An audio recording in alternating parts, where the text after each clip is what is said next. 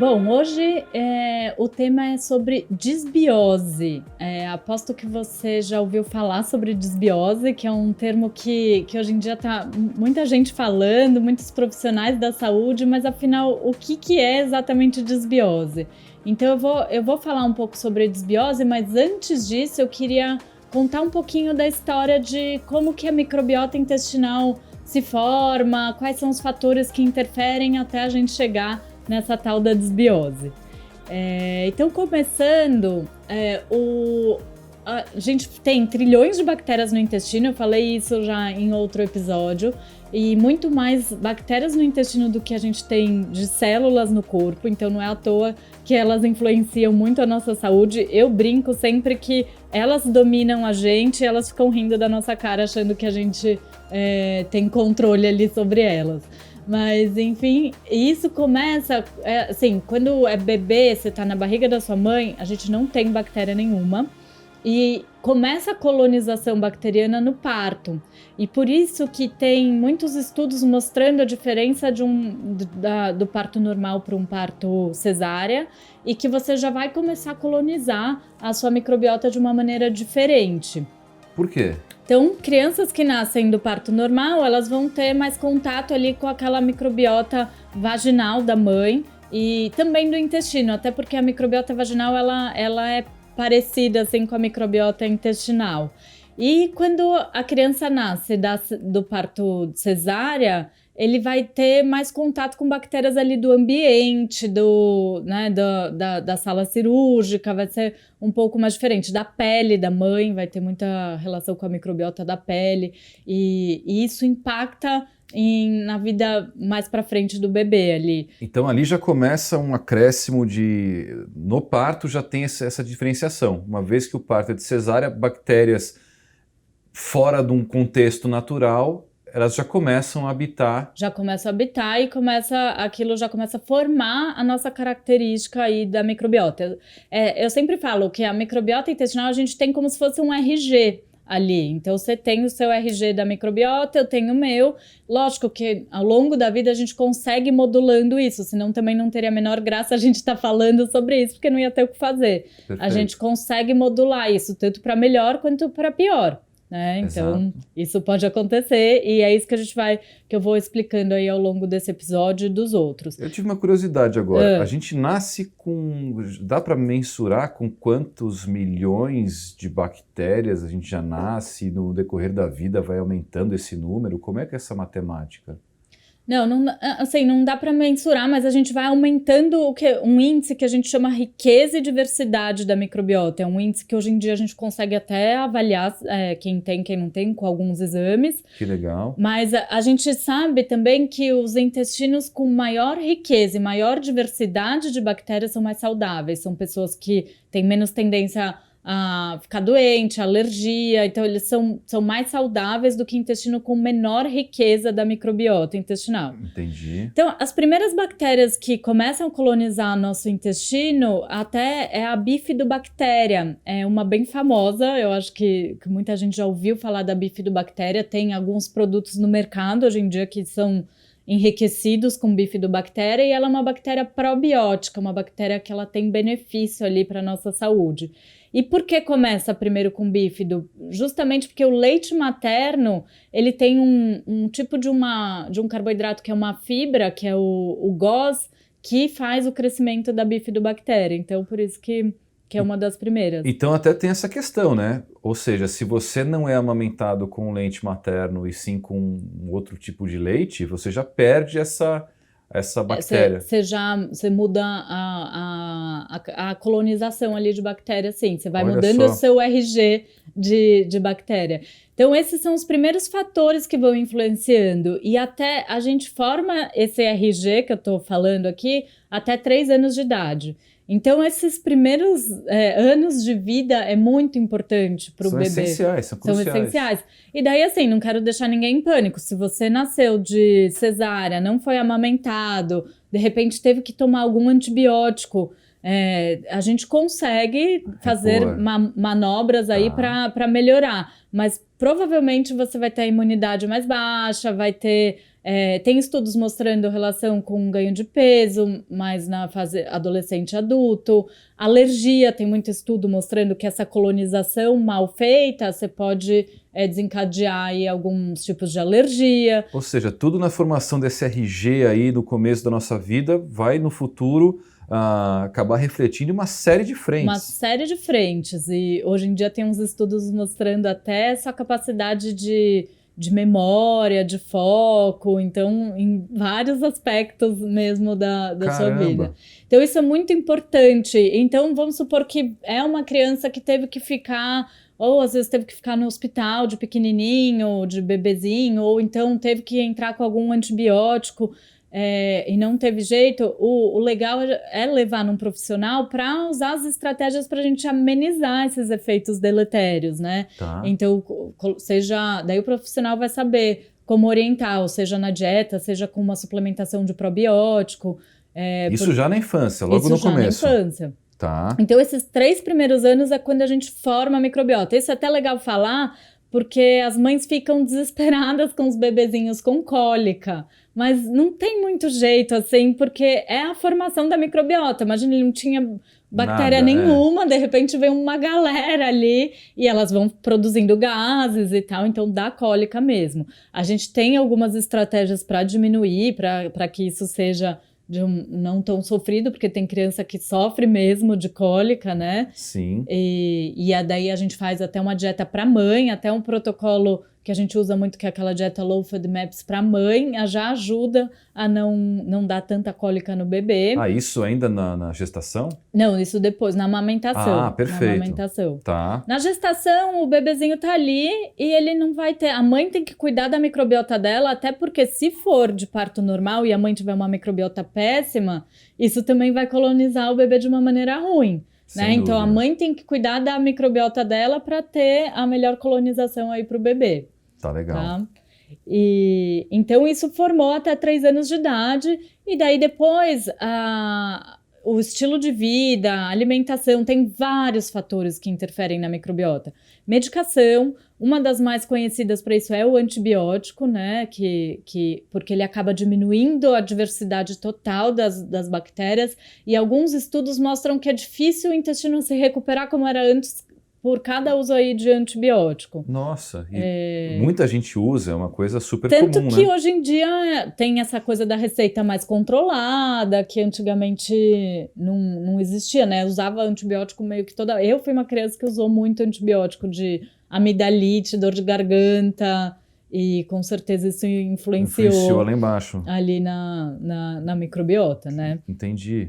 Dieta é uma das maneiras mais, que os estudos mostram mais pontuais aí de modular a microbiota intestinal. Então, se você come mais fibras, se você come mais gordura, tudo isso vai impactar ali na sua microbiota intestinal. Tá. E a gente consegue usar estratégias da dieta para fazer também uma modulação benéfica da microbiota. Então, eu sei, então você, nossa, de repente está comendo muita proteína animal, isso faz um aumento de algumas espécies de bactérias específicas, então no seu caso isso está te inflamando, eu vou colocar outros alimentos para você rodear, e a gente vai fazendo isso de maneira mais individual com cada pessoa. Me surgiu uma dúvida aqui. Uma vez que você tomou antibiótico, as pessoas tomam esses antibióticos, você elimina talvez boa parte das bactérias úteis ou boas, né? Sim. Para o intestino. Tem como repor essas bactérias depois?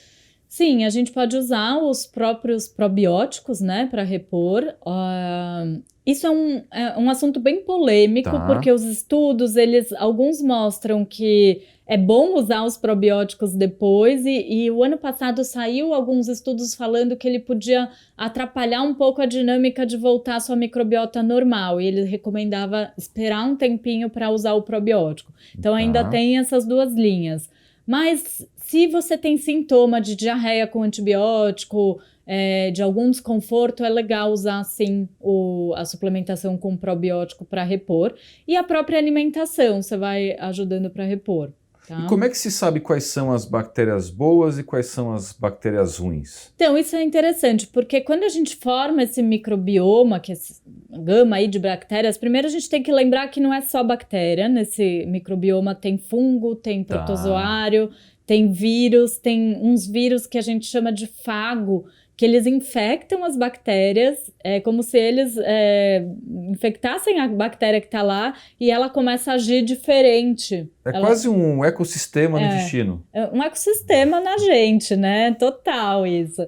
E então, e assim, né, nesse grande microbioma, a gente tem bactérias boas, bactérias ruins.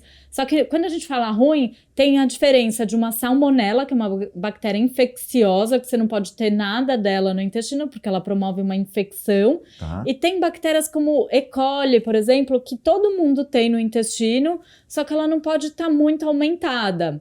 E aí que tá, a gente já sabe agora as proporções de quanto tem que ter de algumas bactérias. Então, de um equilíbrio para ser um intestino saudável. Então, isso as pesquisas já mostraram bem. Isso também varia de indivíduo para indivíduo ou é um padrão mais regular? Tem um padrão, assim, vai variar, cada um vai ter uma coisa, mas a gente tem um padrão onde a gente deveria se encaixar. Então, Legal. por exemplo, se eu tenho E. coli, mas ela tá ali numa porcentagem normal, tá bom, ela não tá me fazendo mal. Ela não tá me promovendo uma infecção, diferente da salmonela, diferente de um Clostridium difficile, que é uma bactéria infecciosa que causa também muita diarreia. Então, é um pouco diferente. Essas a gente não tem que ter, mas a gente vai ter bactérias boas e ruins convivendo ali e no momento que ela não esteja fazendo nada patogênico. Perfeito. Tá? Então, ela tá ali naquele equilíbrio.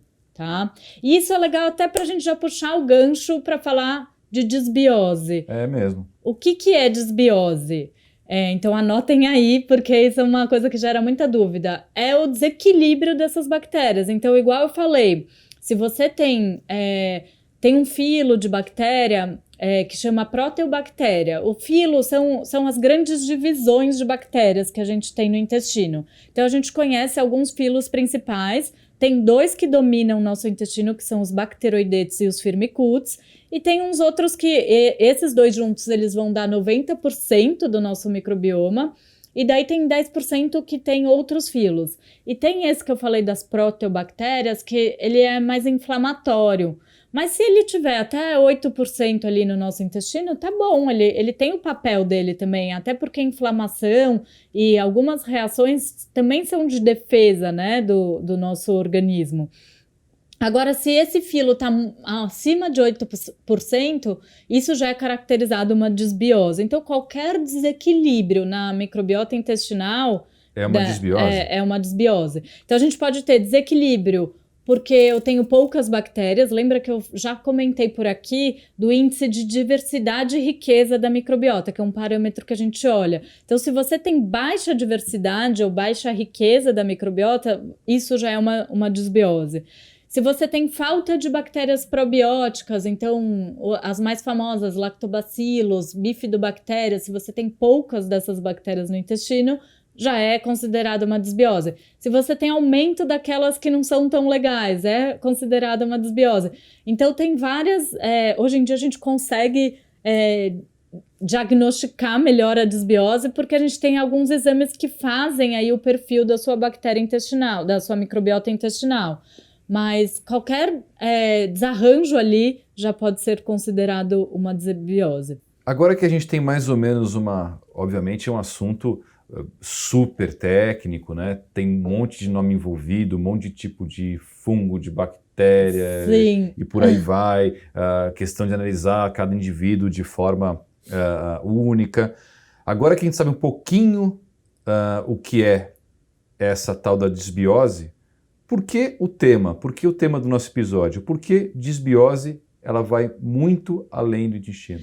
Isso é legal porque começaram alguns estudos mostrando que a desbiose ela tem impacto em diversas doenças, como, por exemplo, obesidade, doença cardiovascular. Então, a desbiose aumenta o risco para doença cardiovascular, as próprias doenças inflamatórias intestinais, doença autoimune, também por essas questões do eixo intestino-cérebro, então pensando em depressão, ansiedade. Então, a desbiose impacta em todas essas doenças. Não é só quando a gente fala de bactéria intestinal, parece que você está falando só do intestino. Ah, se eu tenho diarreia, se eu não tenho e tá tudo bem. Final. Mas não. E daí é até legal a gente puxar o gancho para explicar quais são os sinais e sintomas de desbiose, até para saber se você tem desbiose ou não. Então, ela pode ter tanto sinal e sintoma intestinal, então desconforto, gases, distensão abdominal. Algumas pessoas vão ter intestino mais preso, que é obstipação ou diarreia. Algum sintoma digestivo, então de você ficar ali com o estômago, parece que você comeu muita coisa, muito inchado. Então, isso são sinais e sintomas de desbiose, assim, quando a gente está falando do intestino. Mas também tem tipo de cansaço, fadiga, uma fadiga crônica, você está sempre cansado, uma falta de memória. Olha só. Tem um negócio, uma expressão em inglês que chama brain fog, que é tipo uma confusão mental, assim, como se o seu cérebro tivesse ali embaçado, né? Então, isso pode ser um sinal de desbiose. Algumas dores articulares também você pode ter como sinal de desbiose.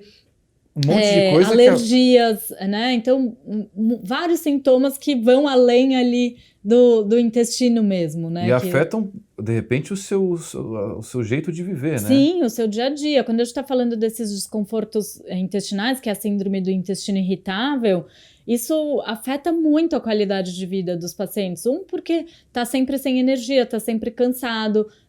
Esses sintomas de gases, distensão, quem tem sabe que é insuportável, que acaba tirando seu foco ali de trabalhar, a sua liberdade de comer o que você quiser, porque tudo você passa mal. Quando você vai fazer uma viagem, você fica muito preocupado como você vai se sentir, né? Então, afeta muito a vida, o dia a dia das pessoas, né? Os sinais, então, e sintomas, eles são inúmeros, né? E também vai variar de pessoa para pessoa. Aparentemente, é uma coisa que, de fato, vai infinitamente além do intestino. Como que a gente, então, pode, para quem está ouvindo a gente agora, como é que a gente pode imaginar que, de repente, algum desses sintomas que você comentou são culpa dessa desbiose e como tratar? Como tratar? A gente tem principalmente a dieta, então olhar o que você está comendo para poder equilibrar, fazer de novo o equilíbrio dessas bactérias, que é o que a gente chama de simbiose, né? E eu lembrei de um outro sintoma interessante, que é a baixa imunidade. Nosso primeiro contato imunológico, barreira imunológica, está no intestino. Então, quem sofre muito de ficar gripado toda hora também já é um sinal de desbiose. Pode ter começado lá atrás também, ou então uma coisa que foi desenvolvida no decorrer da vida, com o estilo de vida, com a alimentação errada e por aí vai, né? E daí do tratamento a gente vai fazer muito com a dieta, não é só dar um probiótico, isso é até legal, porque muita gente acha que pode consumir o probiótico que vai resolver, e tem gente que até piora com o consumo do probiótico, vai ter mais questões de gases, de distensão abdominal, e às vezes para aquele intestino naquele momento não é bem-vindo mais bactérias, né?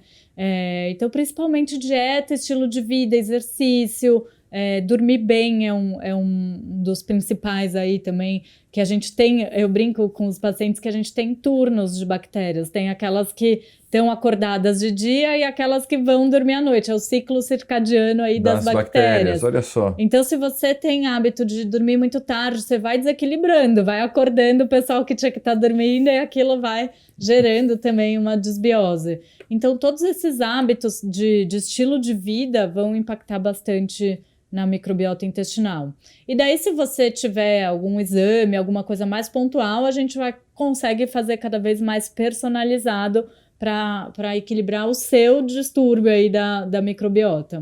Ou seja, aparentemente a pessoa consegue, de repente, pelos sintomas da vida dela, ela pode concluir que pode ser culpa dessa desbiose, né? Conforme você citou agora, cansaço, falta de concentração, questão de problemas com alguns tipos de alimento e por aí vai.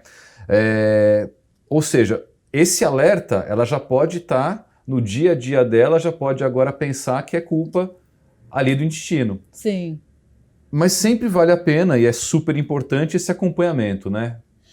Quanto mais você tiver um acompanhamento, mais a gente vai saber. Primeiro, é importante, porque desbiose virou um termo muito genérico, né? Tá. Mas é importante a gente saber que alguns sinais que eu falei aqui confundem com algumas doenças também. Então, a gente não pode ignorar se você está tratando... eu tenho desbiose, mas não, na verdade, você tem uma doença celíaca, que é aquela doença que não pode mesmo comer o glúten, né? Que é uma doença autoimune. Perfeito. Então, a gente tem que ter um acompanhamento médico, nutricional, para a gente não confundir os sinais e sintomas. Então, se você tem doença celíaca, você precisa saber e você precisa fazer o tratamento direitinho para isso. A mesma coisa com as doenças inflamatórias intestinais, que vai ser a doença de Crohn e a colite retroulcerativa.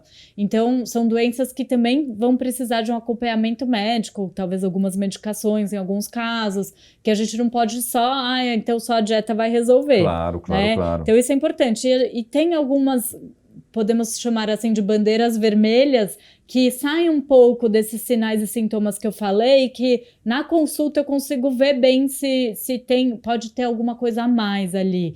Então, por exemplo, muita diarreia na madrugada, perda de peso sem explicação. Quando a gente pega exames e a pessoa está com deficiência de vitaminas e ferro, tá um pouco anêmica, isso já são sinais que me chamam um pouco a atenção, que tudo bem, ele pode ter a desbiose, até porque todas essas doenças estão relacionadas também, a gente não sabe muito o que é causa, o que é consequência, né?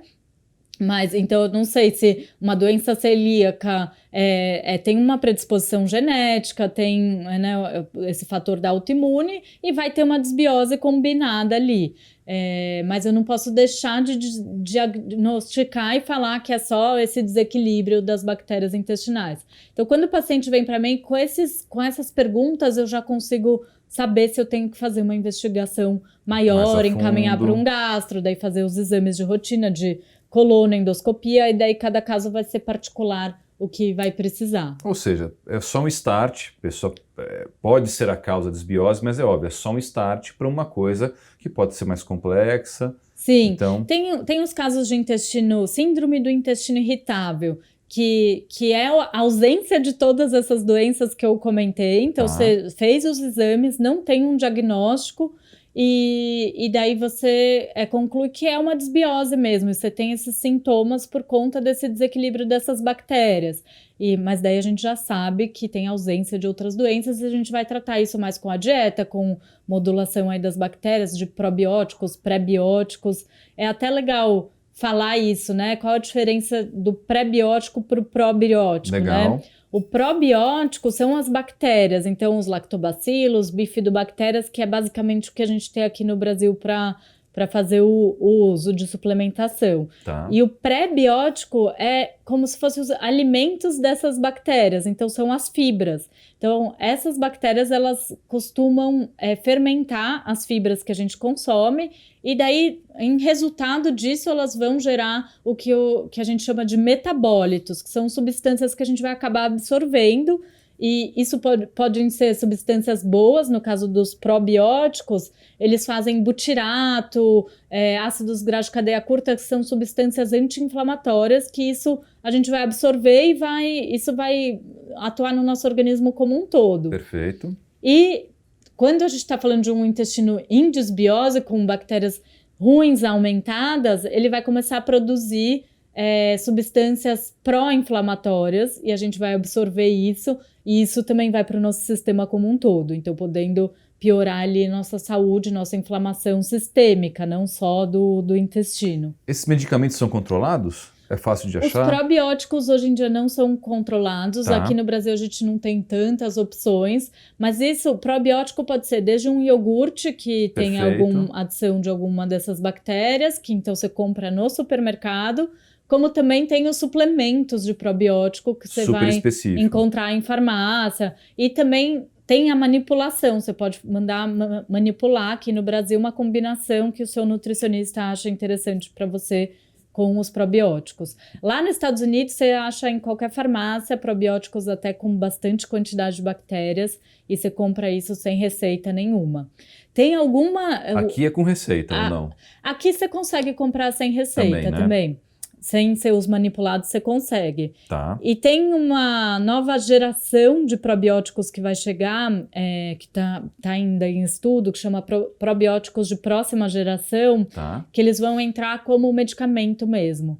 E que são bactérias que a gente não tem ainda para consumo e que elas vão entrar como medicamento por ter um efeito pontual ali terapêutico. Mais específico para uma doença em questão, né? Exatamente. Agora sim, se for fazer um iogurte em casa, ele vai ter o Lactobacillus bulgaricus, que é o que faz lá a fermentação do leite para virar iogurte. Isso já só não é considerado um probiótico isso, porque ele não tem a padronização. A gente não sabe quanto tem de bulgáricos naquele copinho de iogurte. Digamos Agora, assim. se você pega alguns iogurtes que são classificados como probióticos que a gente encontra no mercado, ele vai estar lá, tem X quantidade de bifidobactérias animais. Então, vai ter o nome e sobrenome da bactéria. Certinho mesmo. E a quantidade em todos os produtos. Então, por isso que ele é considerado um probiótico e algum outro iogurte não vai ser.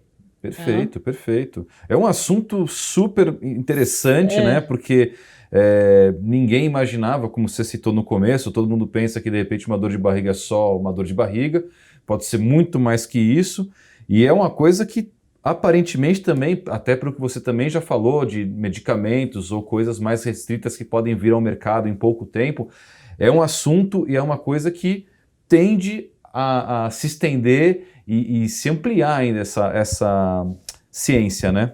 Isso, eu brinco que é um mundo à parte, é um outro universo ali. E até uma brincadeira que eu sempre faço é cuidado com quem você se relaciona, porque as pessoas que a gente mais se relaciona, principalmente marido, namorado, etc., seu parceiro, que você faz uma troca de bactérias muito grande e você acaba misturando sua microbiota. Então, hoje em dia, daqui a pouco a gente vai pedir o teste até para ver se vai casar ou não. Se dá para namorar ou não dá. É verdade. Legal, né? Mas tem muito assunto para falar, por isso que a ideia aqui desse podcast é a gente ir filtrando, né? Colocando os assuntos mais quebradinhos para poder ir entendendo um pouco esse mundo fantástico aí do intestino. Eu brinco que é o mundo misterioso do intestino, que a gente ainda tem muito que conhecer. E tem mesmo. É um tema que deve ir longe. Então, o que a gente tinha para falar nesse episódio era sobre isso, falar um pouco da disbiose, do impacto da disbiose não só no intestino, mas como também em outras doenças, em outros sintomas que você vai ter no organismo como um todo e que vai impactar no seu dia a dia e na sua saúde. Convido também vocês para me seguirem lá no Instagram, @CarinaLassal, que lá tem postagens mais rápidas, também sempre reforçando um pouco os conteúdos que a gente coloca aqui no podcast. E também tem o livro, né, Karina? Tem um livro que eu escrevi a Rita Castro e Luciano, que a gente chama Reprogramando o Seu Intestino. A gente fala bastante sobre disbiose, sobre quem são essas bactérias que moram ali no nosso intestino, conhecer um pouquinho elas e quais são as estratégias que a gente utiliza para reprogramar mesmo o seu intestino. Legal. Qual que é o nome do livro? Reprogramando o Seu Intestino. E aonde a gente pode achar? Na livraria Apollo Books, no site deles. Para quem entrar no meu Instagram, já tem lá no Linktree o link direto para a compra do livro. Legal. Fica a dica então, quer saber um pouquinho mais sobre esse assunto, até se informar ou até uma coisa bem específica, tem as mídias sociais e tem o livro. O próximo episódio, vamos falar do quê? Vamos falar de dieta Low FODMAPs, que essa eu falo bastante no meu Instagram. Tem um pessoal que fica me perguntando, então vamos esclarecer tudo, o que é, para quem serve e qual o impacto dela, lógico, na nossa microbiota intestinal. Então até a próxima!